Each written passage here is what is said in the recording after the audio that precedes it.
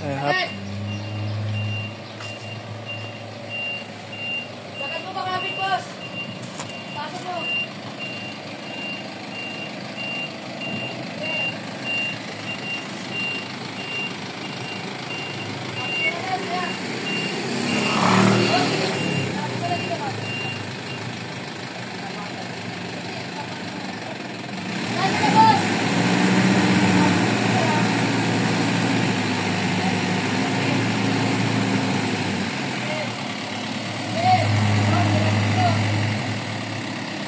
Op! Okay na yan.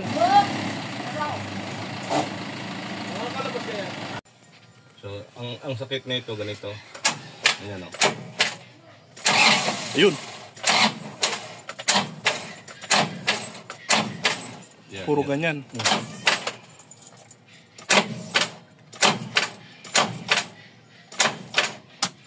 Tingnan mo kung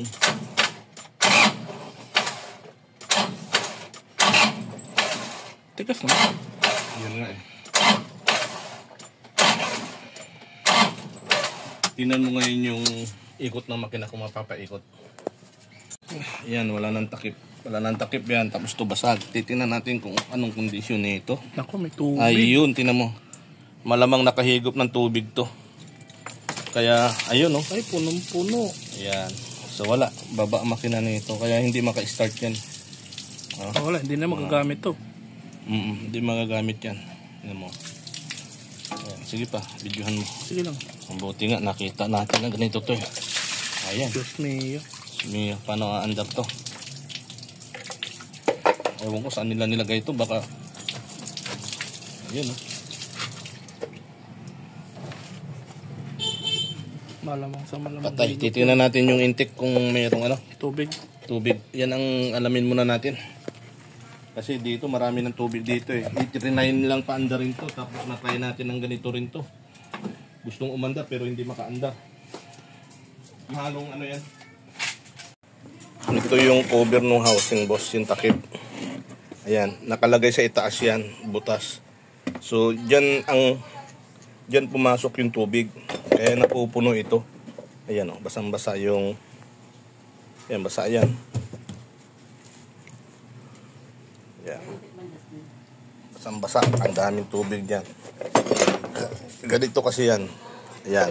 Nung tinanggal namin, sabi ko butas.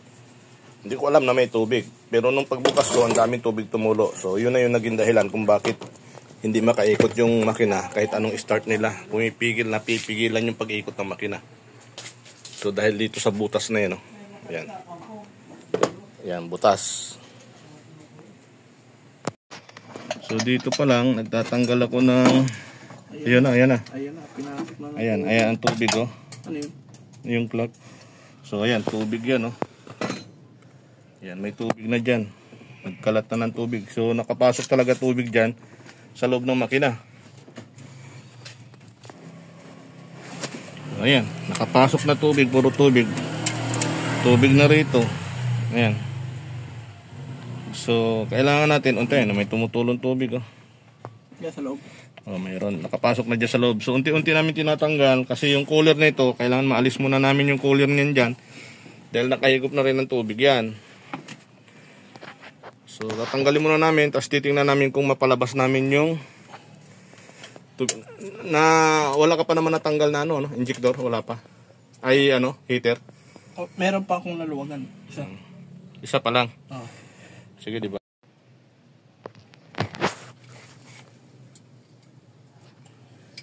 Yan yung intercooler. Papunta ng intake na yan. Ayun oh, tubig. So ito yung intake. Manifold niya. Nakonekta yan dyan. Tinanggal ko lang yung pipe niya, yung hose niya. Kasi na tinitingnan ko. Galaw-galawin mo nga, tingnan natin. Ayan, tubig. Ayan ang tubig, punong-puno intercooler. Okay. So kailangan ma-pull out namin yun. Ang tornilyo nito, intercooler. Tingnan natin kung puno ng tubig to. Ito. Yung drain nito. Ayun. Ayan yung tubig. So punong-puno, hindi talaga po pwedeng hindi tanggalin muna. Dahil mawawasak uli itong makina nito pagka pinasukan ng tubig to. Alis muna kami ng intercooler na yan. Ayan na. Oh. Intercooler. Bumaba ko lang ng konti intercooler kasi mahirap tanggalin yung isa ng dito sa ilalim.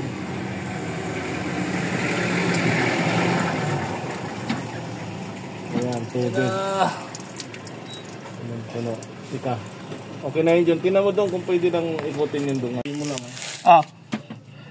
Ilalabas natin itong cooler na to. Ang tubig. Naku, mukhang alanganin din. Ilabas dito. Mukhang kailangan talaga yung radiator muna.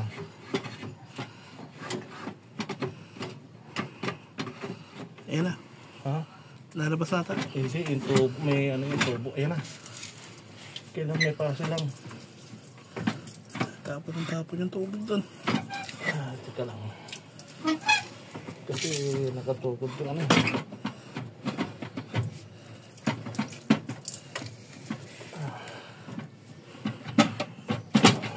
Ay, napatay na. Hindi yung obra. May tinatamaan eh. Siguro tanggalin ko yung tornilyo. May yung tornilyo na tumatama rito eh. Okay na ta? Oo. Ay, nako. Ilalabas ko. Daming tubig. Ito yung cooler. Ano yung bleeder? May bleeder yan eh. Grabe yung tubig. So, kailangan natin i-drill mabuti ito. Ayan na. Sige, redondo mo. Oh, ayun. Sige pa. Sige pa.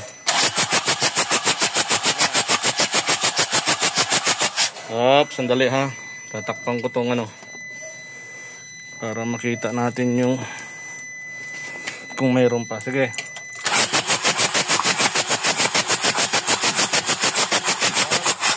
Itong isa.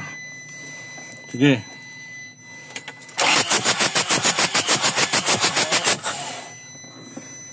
Saan pa? Saan na ba yun? Saan na ba yun?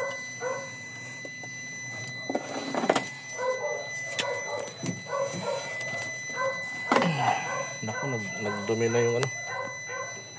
Dali. Sige nga.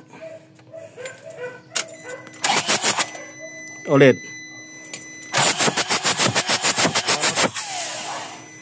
Isa pa. Sige.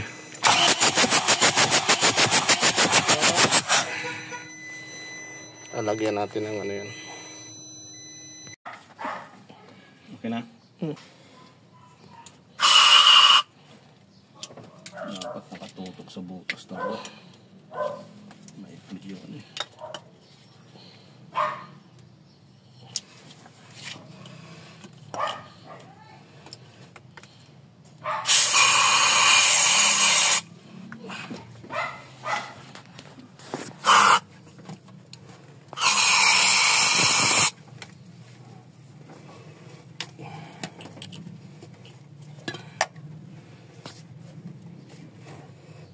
Hindi ko makita. Ang labi na sa lamig ng hayop. Yan nga.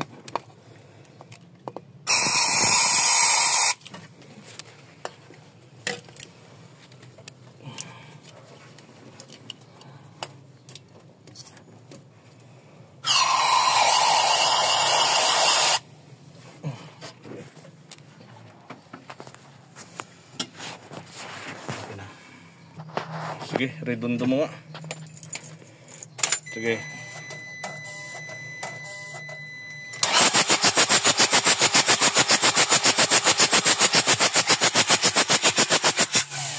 Sige lang.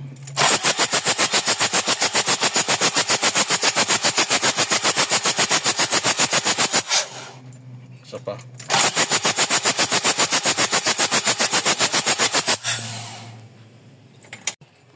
Oh. Yun na natin.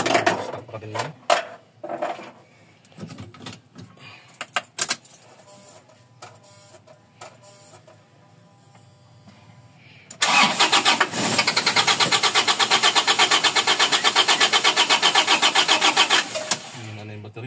I-pump mo nga yung ano ba?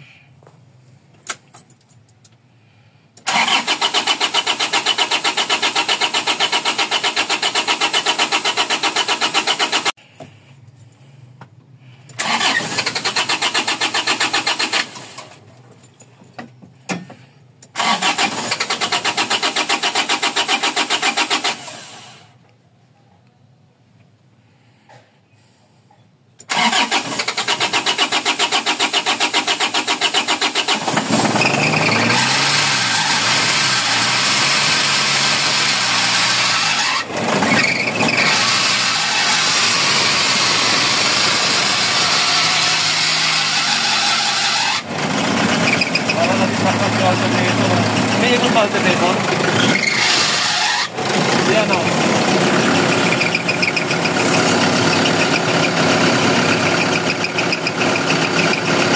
May ikot. Ha? May ikot May ata. ikot alternator? Hindi. Sigurado ba? Hindi ata. Yung parang belt lang ata. Ha? Parang belt lang ata. Oh, sakap yan.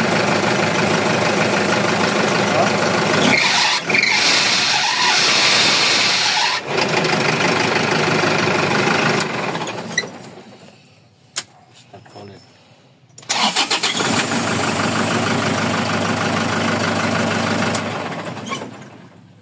Hindi umiikot yung alternator. One mo i-start. Start. Ay, wala yung ano, wala yung ano.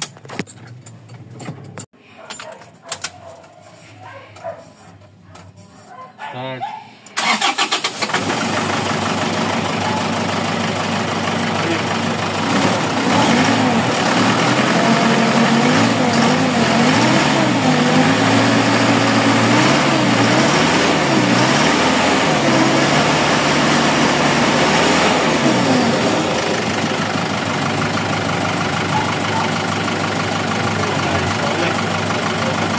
Ay, nagkaroon ng chicken din. Okay. Chicken din. Kasi nga, yung sinasabi ko sa'yo eh. Tatanggal. Ginamitan naman ng scanner dahil may problema sa TPS. So, na-reset. Saka clear yung issue. Eh, nabura naman na. Wala na nga yung check engine niya. Papatayin ko ha. Ayan, andyan yung check engine, start. Okay na, nabura na. Good. Ito gamit namin ang Bluetooth. Nandun yung ano niya, yung subject niya.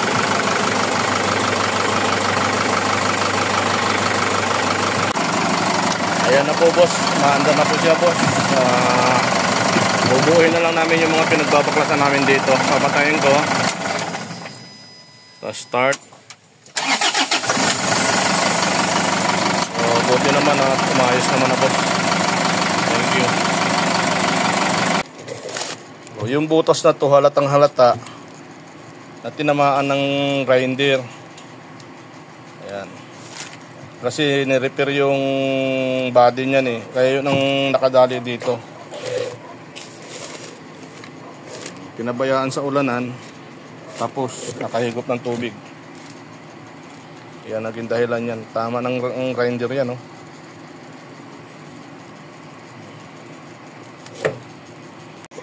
So, ayan, nalagyan ko na ng pang waterproofing na aluminum, plus mayroon pang aluminum talaga na gamit ng pang aircraft yan. Ayan. Ito gamit pang aircraft to yan. Kadikit na yun dyan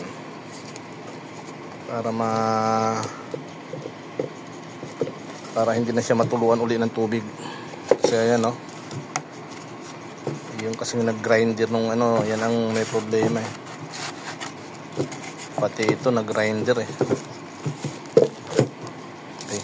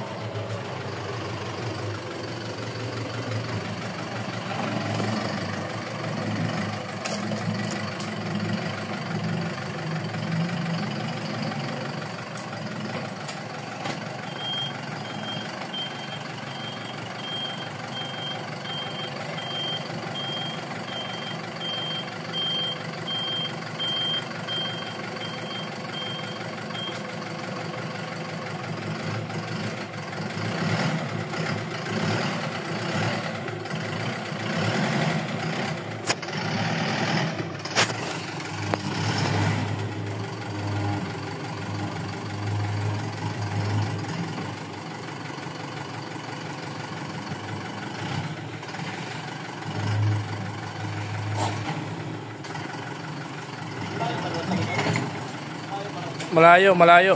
Malayo.